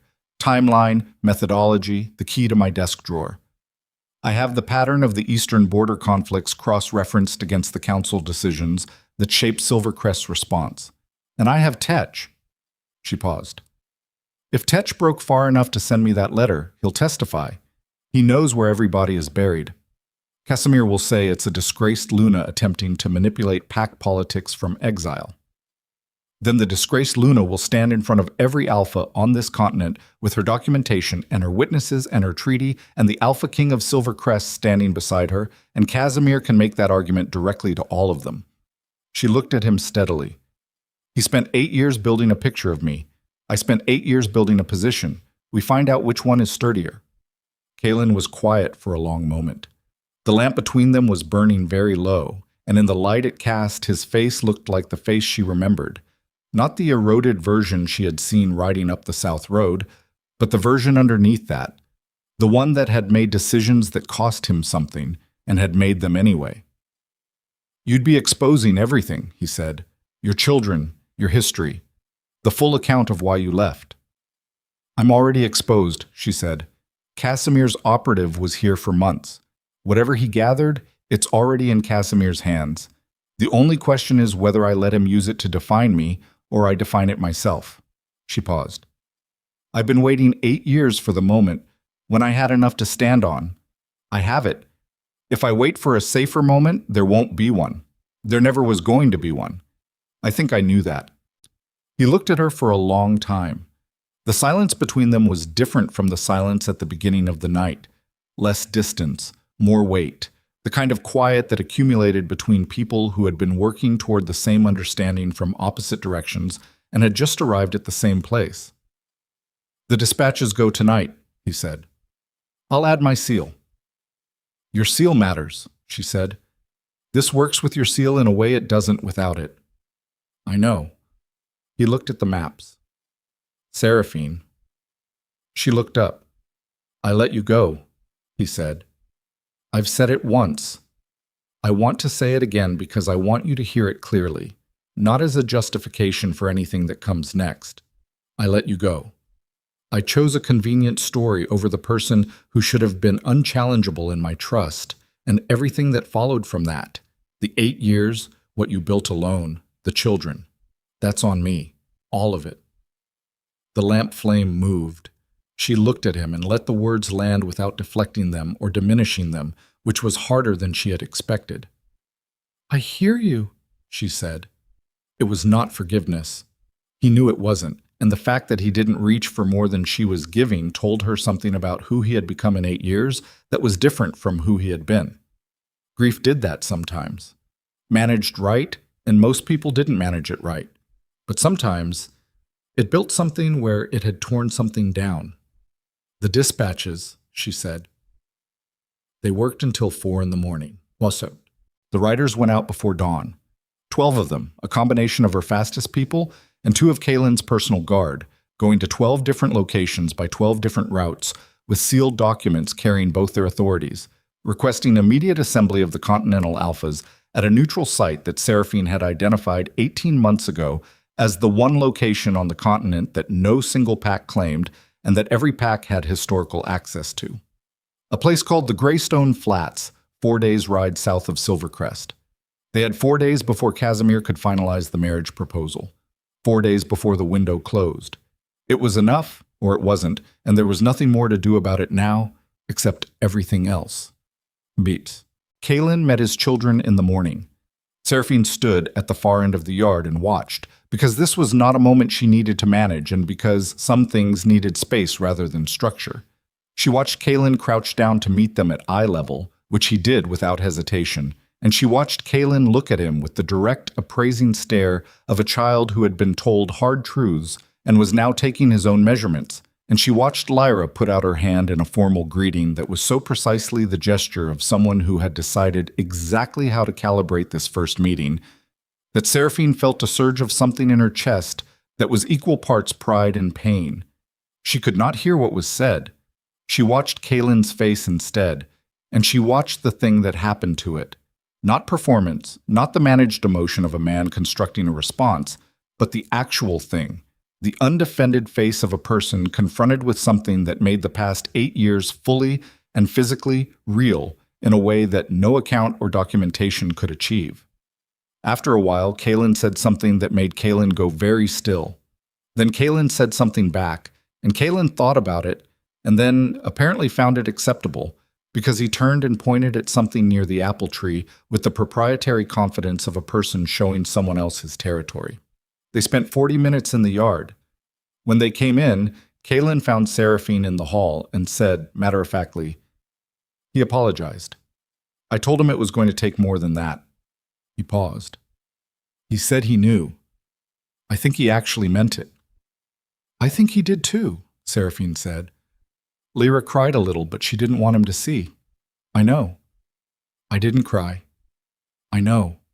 Kaylin looked at her with the silver eyes that were so precisely the combination of both of them that it still sometimes stopped her.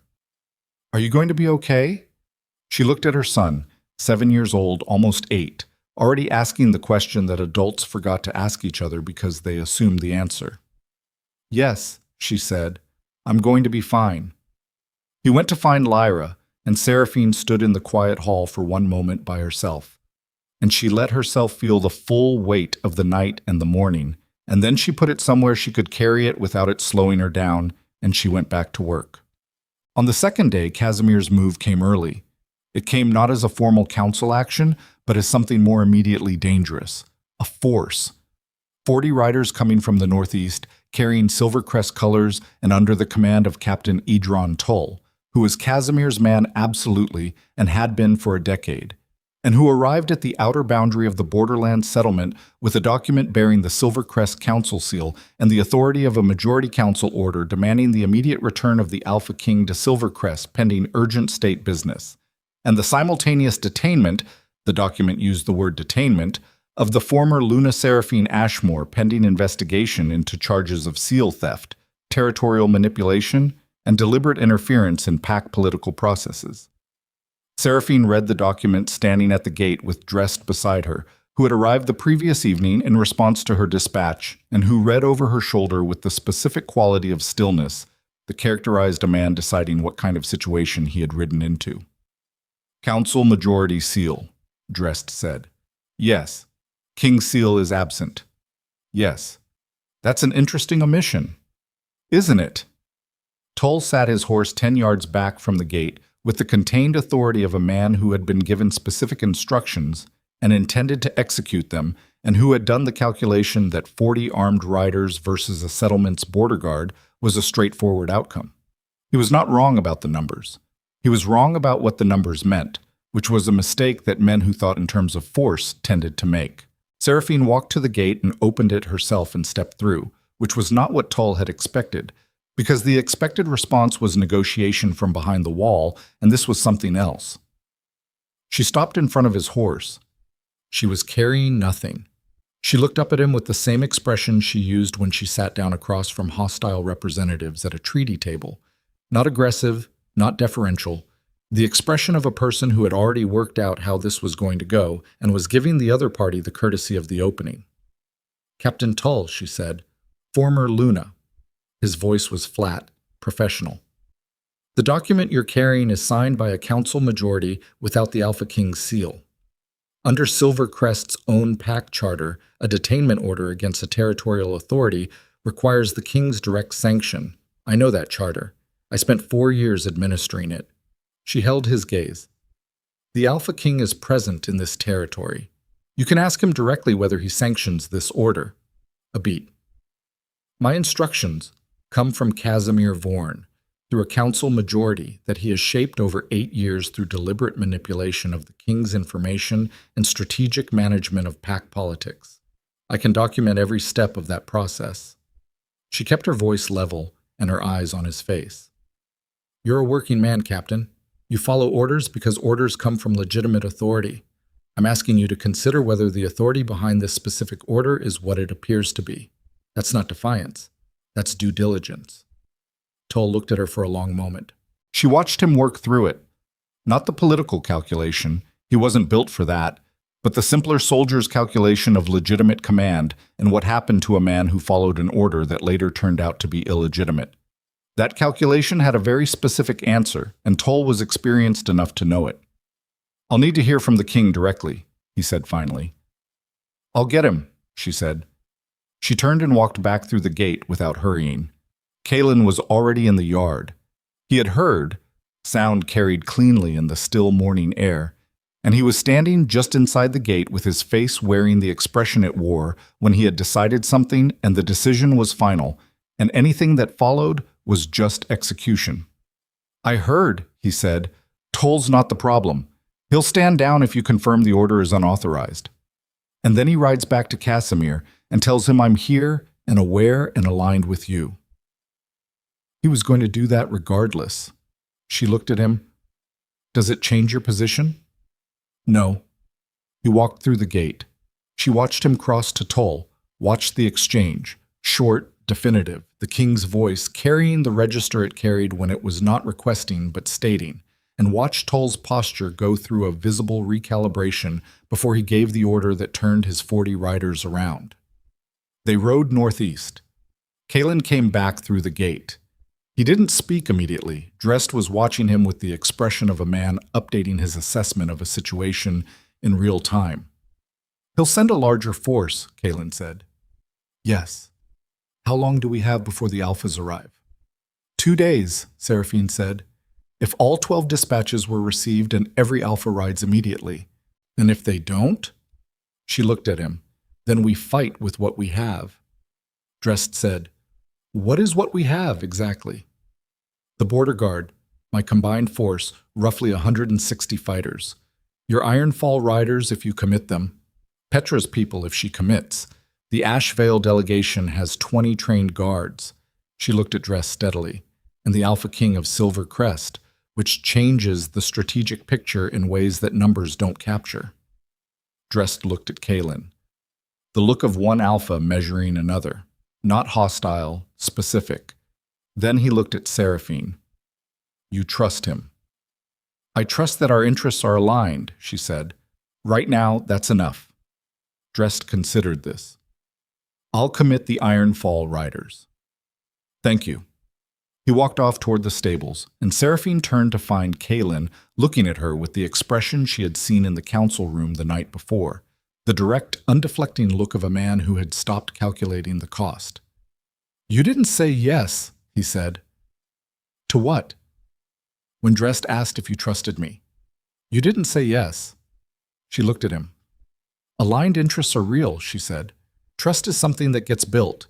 I'm not going to tell you what you want to hear when there's actual work to be done." Something moved in his eyes. Not hurt. Something more complicated. Something that had the texture of a man encountering something he recognized as right, even when it cost him. "Fair," he said. "Good. Come look at the defensive positions. If Casimir sends a second force, they won't wait for a gate." The second force arrived the next morning before dawn. Not 40, 120, and these were not Captain Tull's professional soldiers with a legal document and a clear chain of command. These were the kind of force that moved in the dark without announcement. A strike team, organized with the specific efficiency of a man who had run out of subtler options and was now using the only lever left. Seraphine was awake when the outer scout sent the signal. She had slept 3 hours. It was enough. She had learned in the long years of building that enough was a decision as much as a condition, a choice to treat what you had as sufficient and move with it, because waiting for better conditions was a luxury that circumstances did not routinely offer. She pulled on her boots and her coat and strapped the iron dagger to her left forearm, which was where she wore it when she meant it, and she walked out into the pre-dawn dark.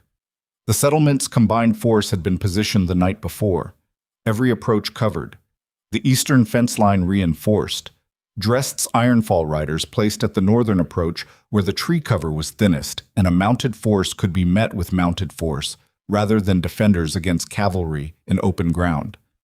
Petra's 20 guards at the southern gate, her own border fighters on the walls. Kaylin found her at the main gate. He was armed. The sword at his hip was not ceremonial. It was a working blade, worn at the grip and balanced for actual use. The sword of a man who had not always been a king and who had not forgotten what he was before. He looked at her in the pre-dawn dark, and what passed between them was not a plan or a declaration. It was the specific wordless exchange of two people who were about to do something dangerous and who had, in the past 48 hours, arrived at a place where they could trust the other's judgment without requiring its explanation. She said, "Casimir won't be with them." "No, he doesn't fight. He sends." Which means whoever is commanding this force has orders but not authority to negotiate. They're here to take us, not to engage. So we don't give them the conditions for a clean grab. He looked at the gate. "We make this expensive enough that they have to report back before they escalate." "Agreed." She looked at him. "Stay visible. Your presence is the complicating factor they weren't briefed on. Let them see you." "Seraphine," she looked up. "Where are the children?" "East building. Mara is with them. The east building has the stone walls and the route to the back passage." She held his gaze. "They're safe." "If this goes wrong, it won't go wrong," she said. "And if it does, the copies of the treaty and the documentation are in 7 locations that Casimir doesn't know about. The work survives even if we don't. That's why I distributed them."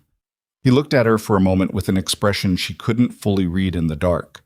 Then he said, 8 years ago, if you had told me what you were going to build, it wouldn't have mattered what you said," she said. "I had to build it to know I could." The signal came from the North Watch. They moved. The next 40 minutes were the kind of controlled chaos that looked like disorder from inside and like inevitability in retrospect. The attacking force hit the northern approach first. The feint, as she had predicted, designed to draw the mounted defense away from the main gate. Dressed riders held their position and did not pursue, which cost them in the opening moments but preserved the formation. The actual assault came at the eastern fence line, 30 riders moving fast and low with the specific coordination of people who had rehearsed this approach. They hit the reinforced fence and found it reinforced.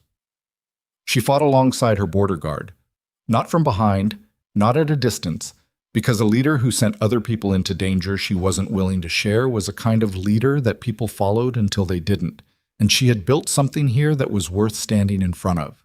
The iron dagger was for close work. She was not graceful with it and didn't pretend to be. She was effective with it, which was the only thing that mattered. Kaelin fought on the wall above the eastern gate, visible in the torchlight, and the visibility was strategic. Every attacker who looked up and recognized the Alpha King of Silvercrest holding the wall against a force carrying Silvercrest colors was an attacker who had to update his calculation of what exactly he was doing and who had authorized it and whether the answer to those questions was going to end well for him. 3 of the attacking riders broke off within 20 minutes, then 2 more. The coherence of the assault was eroding not from force, but from the specific failure of morale that occurred when soldiers realized they were attacking their own king. Then the arrow came from the eastern tree line, not a combat arrow, aimed and fired in the chaos of engagement, but a single shot from a position outside the perimeter, elevated, targeted. It hit Kaelin in the left shoulder. She heard him, not a sound of pain, a short, controlled exhale, the sound of a man absorbing impact and immediately assessing the damage. She was 30 feet away on the wall, and she covered the distance in seconds, and she got her hand on his arm and looked at the shaft. Clean entry, left shoulder, high, not the chest, not the throat. His eyes met hers, and in them she saw the exact same assessment. Not fear, the fast, cold calculation of a person determining whether they were still functional. "I'm standing," he said. "I see that. Don't stop the line." "I'm not stopping the line." She kept her hand on his arm and looked out at the fight and called the positioning adjustment that the gap in the wall had created, her voice carrying clean over the noise, and the line held. The attacking force broke at the 40-minute mark. Not routed, not destroyed, but cracked, the coherence gone, the riders pulling back into the tree line with the disorganized withdrawal of people who had lost the thread of why they were there. The settlement held. She helped Kaelin off the wall. He was still upright and still functional and still arguing about both of those facts being more than sufficient, which she ignored because the arrow was still in his shoulder, and that was not a thing that could be argued into being fine. Mara appeared from the east building. She had been monitoring the perimeter from a position where she could watch both the fight and the door, because Mara was always exactly where she needed to be. And she took one look at the arrow and said, "Inside, now." "The perimeter," Kaelin said. "Dressed has the perimeter," Seraphine said. "Inside." He went inside. Mara worked fast and without ceremony, and Kaelin bore it without complaint, which told Seraphine something about the version of himself he was in right now.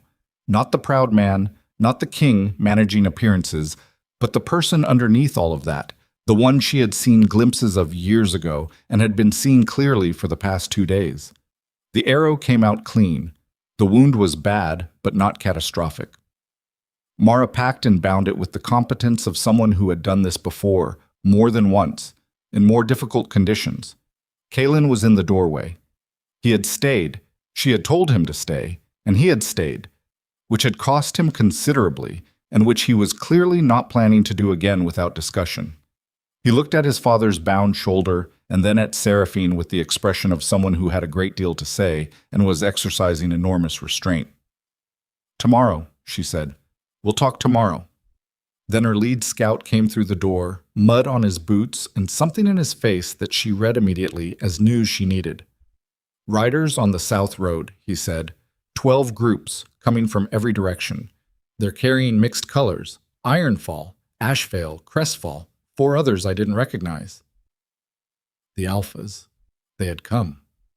She stood in the room with her arrow-wounded king and her son in the doorway, and Mara's hand still busy at the bandage, and the news that the 12 dispatches had reached 12 destinations and 12 Alphas had ridden toward a neutral account of what had been done to this continent.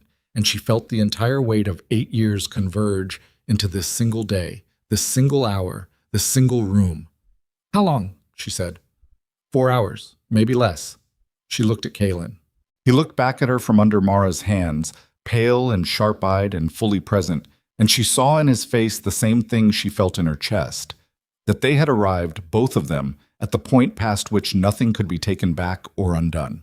The point where the only direction was forward into the full truth of everything they had built, and everything they had lost, and everything they had not yet decided about each other. "Can you stand before the Alphas in 4 hours?" she said. He looked at her steadily. "Can you?" She picked up the iron dagger from the table where she had set it when she came inside, and she cleaned it and she strapped it back to her forearm. "I've been standing before harder things than this for 8 years," she said. Kalen Draven looked at his mate. The word came to him not as a legal designation or a political category, but as a simple and undeniable fact, the way gravity was a fact, the way the wound in his shoulder was a fact, and he understood, fully and without the buffer of pride, that the woman in front of him had not survived what she had survived by luck or circumstance. She had survived because she was, and had always been, exactly what he had failed to see clearly until she was gone. The South Road was full of riders carrying the colors of every territory on the continent, coming toward a reckoning that Casimir Vorn had not planned for, and there were 4 hours left before everything became irreversible.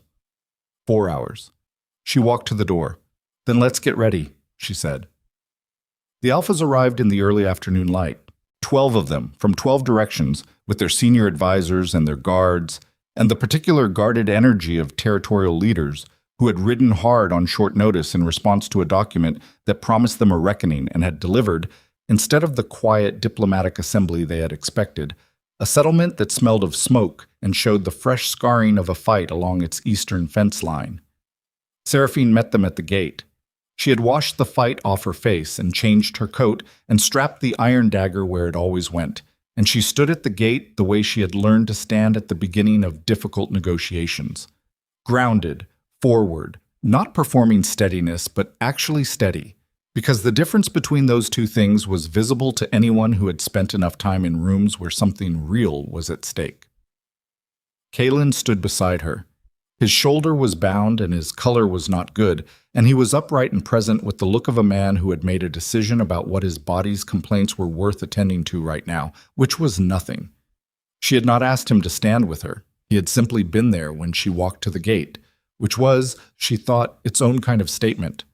Not about politics or alliance, but about a choice he had made without needing to announce it. Dressed was the first through the gate, because Dressed had been here already, and because Dressed, in a room full of alphas, moved like a man who understood the value of arriving before the situation solidified. The others came in behind him, and Seraphine watched their faces as they processed what they were looking at. The settlement, the reinforced fence, the guard rotation, the evidence of the night's engagement, and then the two figures at the gate, and then the specific fact of what those two figures standing together meant in the political language they all spoke. No one spoke for a moment. Then the Alpha from Crestfall, a woman named Halvin, gray-haired and compact, who had not been among Seraphine's allied territories, and who had ridden 4 days to be here in response to a document she had no prior relationship with, looked at Kalen directly and said, "You're wounded." "It'll keep," Kalen said. "It'll keep," Halvin repeated with the tone of someone filing this information in a specific category. "You were attacked on your own Luna's territory by a force carrying Silver Crest colors." "Yes." "Under a council order without your seal." "Yes." Halvin looked at Seraphine, the look of a woman taking a measurement. "You're the one who built this." "Yes." "Show us," Halvin said. "All of it." Tamat. The assembly ran for 3 hours. Seraphine presented it the way she had built it, systematically, without embellishment, starting with what she had heard in the corridor and moving through 8 years of documentation with the precision of someone who had known, from the beginning, that this moment would come, and that when it did, the work would need to speak for itself. She showed them the pattern of the eastern border conflicts and their correlation to Silvercrest's council decisions. She showed them the timeline of Casimir's influence over the king's information. She showed them the evidence of the operative planted in the borderland settlement and the intercepted dispatch. She showed them the marriage proposal and its council approval and the absence of the king's seal on the detainment order. She showed them Elder Tetch's letter. And then, because she had sent for him the night before using a route that Casimir did not control, she had Tetch himself. Arrived an hour before the assembly, old and diminished and carrying the specific exhaustion of a man who had been preparing himself for a confession for a very long time. Stand before the assembled alphas and speak. Tetch spoke for 40 minutes. He spoke with the thorough, dismantling clarity of a man who had decided that the only thing left worth doing was the truth, and he told it without softening. He named every decision that had been shaped, every report that had been filtered, every border conflict that had been managed, every piece of information about Seraphine that had been withheld from the king or reframed before delivery. He named Aldrich Morn's role specifically, and with dates. When he finished, the assembly room was very quiet. Halvin said, to no one in particular, 8 years. No one answered her because the answer was obvious, and the obvious things were the ones that landed hardest. Kalen had not spoken during the presentation. He sat at the table with his bound shoulder and his controlled face, and he listened to every word with the stillness of a man who was not managing his reaction, but was genuinely, fully absorbing it. Feeling the weight of each piece as it was placed, not performing the role of a king receiving evidence, but actually understanding what he was being told, and what it meant about the years he had lived through, thinking they were something else. When Tetch finished, Kalen said, Casimir Vorn is to be held for formal council judgment. His authority is suspended pending a full accounting. He looked at the assembled alphas. I'm asking for your witness to that declaration, not your approval, your witness. One by one, around the table, 12 alphas inclined their heads. Dressed was last. He looked at Kalen for a moment with the expression of a man completing a long assessment. Then he inclined his head. Witnessed, he said. Casimir Vorn was taken into custody 2 days later at Silvercrest by a guard detail carrying both the council's formal authority and the Alpha King's direct seal. Aldrich Morn surrendered without resistance, which surprised people who hadn't known him and surprised no one who had. Rowan Tetch's formal testimony was already entered into the Pack's legal record before either of them was brought in. Seraphine was not there for the arrests. She stayed in the borderlands and ran her territory and let the machinery of Silvercrest justice operate without her presence in it, because her presence would have made it about her, and it wasn't about her. It was about the work, the documentation, the 8-year record of what had been done and what it had cost, and that record was strong enough to stand without her standing next to it. She heard the outcome through a dispatch 3 weeks later, written in Tetch's careful hand. The charges were confirmed. The sentences were formal exile, permanent removal from Silvercrest territory, and from any position of authority within the Pack's political structure. The marriage proposal was rescinded. The council was dissolved and reconvened with a new majority drawn from territorial representatives rather than appointed advisors, which was the structural reform that Seraphine had written into her own treaty framework 2 years prior as the correction for exactly this class of failure. She read the dispatch sitting at the desk in the council room, alone, in the late afternoon. When she finished, she set it down and sat very still for a moment, and she felt the specific quality of an ending. Not triumphant, not relieved exactly, but the feeling of something that had been held under sustained tension for 8 years finally releasing, and the strange, almost disorienting lightness of a weight she had been carrying so long she had stopped feeling it as separate from herself. She sat with it for a while. She let it be what it was. Kalen came back to the borderlands 10 days after the arrests. He came alone this time, without the 6-man guard, which was either trust or the decision that the political context had changed enough that the gesture of arriving alone meant something different than it had before. He arrived in the late afternoon and he didn't come to the main hall. He came to the East Yard where he had spent 40 minutes with his children 2 weeks before, and he sat down on the fence rail near the apple tree and waited. Seraphine found him there when she came out of the evening's last council review. She walked across the yard and stopped a few feet from him, and they looked at each other in the light that was going amber and flat over the ridgeline. He looked better than he had. The shoulder was healing. The eroded quality that she had seen in him riding up the South Road had shifted into something different. Not easier, not lighter in the casual sense, but cleaner. The look of a man who had been carrying a wrong understanding for 8 years and had finally put it down and replaced it with the actual weight of what had happened, which was heavier in some ways and lighter in others, and which was, at minimum, real. The council reform passed, he said. I know, Tetch wrote. The framework you built, the territorial representation model, I want to use it for Silvercrest. It'll need adaptation, she said. The pack structure is different from what I was working with here. I know, I was hoping you'd help adapt it. She looked at him. I'm not asking you to come back, he said. And the careful precision of that sentence, the exact thing he was and wasn't saying, told her he had worked on it. I'm not asking for anything that we haven't built toward honestly. I'm asking if you'd be willing to work on it. The reform. With me. She was quiet for a moment. Around them, the settlement moved through its evening. The ordinary sounds of a place that worked, that had been built by people who showed up every day and did the things that needed doing, and that was still here because of 40 minutes of holding a fence line and 12 alphas who had ridden hard and a king who had sat still and listened for 3 hours without defending himself. You said the reform passed, she said. Majority, not unanimously. Who voted against? 3 holdovers from the old council. They'll be replaced in the next cycle. He paused. I need someone who understands the structural principles behind what you built. I need someone who can look at the things I can't see clearly because I'm inside them. He looked at her steadily. I need you. You needed me 8 years ago, she said. Not with cruelty, with the flatness of a thing that was true and needed saying. Yes, he said. I did, and I chose pride over judgment, and the 8 years are on me, and I'm not asking you to pretend otherwise. He held her gaze. I'm asking what we do from here. She looked at him, at the specific face of a person who had been through the thing that destroyed most people's capacity to be honest with themselves, the thing that required them to believe they had been right because the alternative was too costly, and who had instead done the harder thing, which was to look at it directly and take the full weight of it and keep standing. She thought about Kaylin asking her if she still loved him, and her own answer, I don't know yet. I think I need to see him first. She had seen him now. She had seen him in the council room listening to Tetch's testimony without flinching. She had seen him on the wall with an arrow in his shoulder, still calling the defensive line. She had seen him crouch down to his children's eye level without hesitation, and accept Kaylin's terms without arguing them.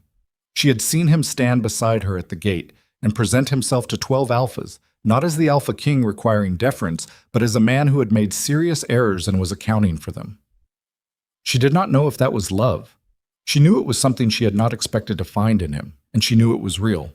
And she knew that real things were worth more than she had let herself believe anything was worth for 8 years, because letting herself believe in things had felt too dangerous for a very long time. The adaptation work, she said. It'll take months, possibly a year. I know. I'm not leaving the borderlands. This territory needs the continuity of its founding authority through the transition to the new governance structure. I can't walk away from that. I'm not asking you to. Which means the work would happen here and in Silvercrest both, over time, with significant correspondence and regular... She stopped. She looked at him. This isn't about the reform. No, he said. It isn't. She exhaled. Not quite a laugh.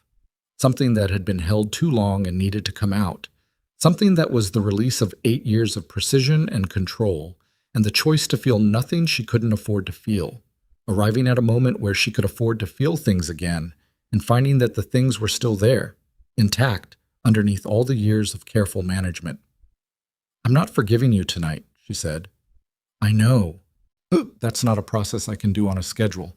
It takes as long as it takes. I know that too. And the children, whatever happens between us doesn't override their right to know their father independently of it. If they decide they want that relationship, it belongs to them, not to whatever we are or aren't. Agreed, he said without hesitation, and the speed of the agreement told her it was not a concession, but a position he had already arrived at on his own. She looked at him for a long moment in the amber light. Come to dinner, she said. Mara cooks on Tuesdays. She'll have made too much. He got off the fence rail. He stood in the yard in the evening light, and he looked at her, and for a moment neither of them spoke. And it was the first silence in 2 weeks that had no weight in it except the weight of 2 people standing in the same place at the same time, which was, for all the years and all the damage and all the building, where they had always been heading. 3 months later, the formal assembly convened at Greystone Flats. Every alpha on the continent was present. The treaty that Seraphine had built and the governance reforms that she and Kaylin had spent 3 months adapting for the full scope of the pact system were presented together as a unified framework under both their authorities. The debate took 2 days. Some of the older alphas argued about sovereignty. Some of them argued about precedent. Halvin, who had ridden 4 days on short notice because a document had arrived that promised a reckoning, argued for the framework with the direct, unadorned language of a woman who had watched pack politics destroy 3 territorial arrangements in her lifetime, and who wanted something that worked. On the morning of the 3rd day, the treaty was ratified. Seraphine stood at the Greystone Flats assembly table in the clear autumn light, and she signed her name to the founding document of the United Wolf Territories, and she signed it as Queen, not because a title was what she had wanted, but because the title was what the framework required, a specific authority with a specific accountability, and she was done being ambiguous about what she was and what she had built. Kaelin signed beside her as Alpha King of Silver Crest, a signatory nation of the new Union rather than its governing authority, which was not a reduction, but a clarification, and which he signed without hesitation. Kaelin and Lyra stood behind them. She had not arranged for them to be there as a statement. They were there because they had asked to come, and she had said yes, because they were the people this was for, not in the sentimental sense, not as symbols, but in the specific sense that the framework she had built was built toward a future that would belong to people who weren't yet old enough to have made the choices that had shaped this one, and they deserved to see it made. Kaelin watched the signing with the focused attention of someone memorizing something.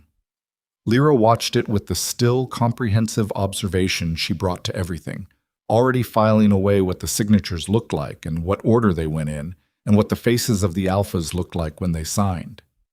After it was done, after the seal was set and the document made official, and the assembly began the long procedural work of establishing what came next, Seraphine stepped back from the table, and she stood for a moment with the morning air on her face and the sound of 12 territorial authorities beginning to build something together for the first time in a history that had been defined by everything but cooperation.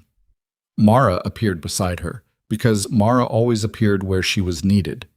She handed Seraphine a cup of water and said nothing, which was exactly right. Seraphine drank the water. She looked out over the Greystone Flats, at the gathered alphas and their advisors, and the flags of 12 territories and her own children standing in the clear autumn light. She thought about the storeroom, the dark, and the smell of old linen, and the 4 minutes of counting her heartbeats before she moved. The thing she had decided in that room, which was not a plan and not a strategy, but a simpler thing, that she was going to survive this, and that surviving this was going to be the beginning rather than the end, and that the woman who came out the other side of it was going to be worth the cost of becoming her. She had not known, in that storeroom, what the cost would be. She had not known about the 11-day pass, or the graywash settlement, or the 8 years alone, or the 40 minutes on the fence line, or the 3-hour assembly with 12 alphas that turned the whole continent. She had not known about her children's faces or about Kaelin sitting still on a fence rail in the amber light and asking her what they did from here. She had only known that she was not willing to be small, that she was not willing to be a story that someone else told about her, that the truth of what she was and what she was capable of was worth fighting for even when the fight required her to disappear in order to win it. Kaelin came to stand beside her. He did not take her hand. They were still, carefully and honestly, in the process of building something rather than assuming it. But he stood close enough that she could feel the warmth of him, the realness of another person after years of operating alone. And it was not diminishment. It was addition. "How does it feel?" he said. She considered the question seriously, which was the only way she knew how to consider anything. "Like the beginning of the actual work," she said. He was quiet for a moment. Then, with the particular honesty of a man who had relearned what honesty cost and had decided it was worth it. "I would have missed all of it. If I hadn't—" He stopped, started again. "I would have spent the rest of my life in a palace that Casimir built around me thinking it was my own." "Yes," she said. "That doesn't make what I did acceptable." "No," she said. "It doesn't. But it makes it something you understand now, which is more than most people manage with the mistakes they make." He looked at her. "You're extraordinarily hard on people." "I'm accurate," she said. "There's a difference." Something moved in his face, the thing that had become familiar over the past months, the thing that was not quite a smile but was in the same territory. the expression of a man who had stopped finding her standards inconvenient and had started finding them the thing he oriented by. Kalen appeared between them, with the physical confidence of a child who understood that the space between his parents was a space he had a right to occupy. He looked up at Seraphine and then at Kalen with the direct, measuring gaze that had not changed since the day he was born. "Is it done?" he said. "The signing is done," Seraphine said. "The work is just starting." He thought about this with the gravity it deserved. Then he said, "Good. I want to learn how the council system works. The representation model. Can someone explain it to me?" Kalen looked down at his son, the silver eyes and the set jaw and the complete uncalculating directness of a child who had been raised without the instinct to make himself smaller than he was. And Seraphine watched something move across his face that was too full to name and that she didn't try to name. "I can explain it," Kalen said. "Okay," Kalen said.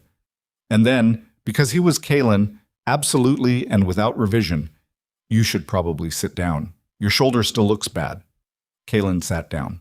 Lyra came to stand beside Seraphine, and she slipped her hand into her mother's without looking up, watching her father explain the council system to her brother with the patient specificity of a man who had learned that the quality of his presence was the only repair available to him, which was, for now, enough. Seraphine stood on the gray stone flats in the clear autumn light with her daughter's hand in hers, and the treaty signed and the work beginning, and she thought that this was what survival actually looked like from the inside. Not triumphant, not resolved in the clean way that stories promised, but real. Complicated and earned and full of the specific weight of everything it had taken to get here, which was also the weight of everything it was worth. She held her daughter's hand. She watched her son learn something. She let the morning be what it was. The peace that settled across the territories in the months and years that followed was not the peace of absence, not the peace of things being resolved so completely that nothing remained to be done. It was the harder and more durable kind, the peace that came from building something together that no one person could dismantle alone, because the work of building it had required enough people making enough genuine commitments that the structure held even when individual pieces failed. That was the legacy. Not the signatures or the flags or the titles, though all of those things were real and necessary. The legacy was in the framework, in the principle, built into every article of the founding treaty, that authority without accountability was not authority but theater, and that the difference between a ruler and a servant was not the direction of the power, but the direction of the responsibility. Seraphine had not written that principle in order to leave a legacy. She had written it because it was true, and because the truth of it was the thing she had paid for with 8 years of her life and all of her solitude and the specific, uncountable cost of doing something hard entirely alone. It was worth it. Not because the cost was acceptable, it wasn't, and she would not pretend otherwise, but because some things needed to be built, and the people who could build them were not always the people in the positions that made building easy. And when you were the person who could do it, you did it with what you had and where you were, and you trusted that the work would outlast the difficulty. It did. Years later, when people told the story of how the United Wolf Territories came to be, they told it different ways in different places, as stories always were. Some versions started with the Alpha King, who learned humility. Some versions started with the conspiracy that nearly destroyed a continent's political order. Some versions started with the twins, Kalen and Lyra, who grew into exactly the kind of leaders that the New Age required. People who had been raised inside the work, who had watched their parents rebuild something that had been broken, who understood that authority was not inherited but demonstrated day after day in the choices you made when no one was watching. But the version that Mara told in the years when people came to the Greywash settlement to ask her what it had really been like was simpler than any of those. She came to the gate, Mara would say, with mud on her boots and a cut on her hand, and she said she could do the work. And then she did it. That was the whole story. Everything else was what the work looked like.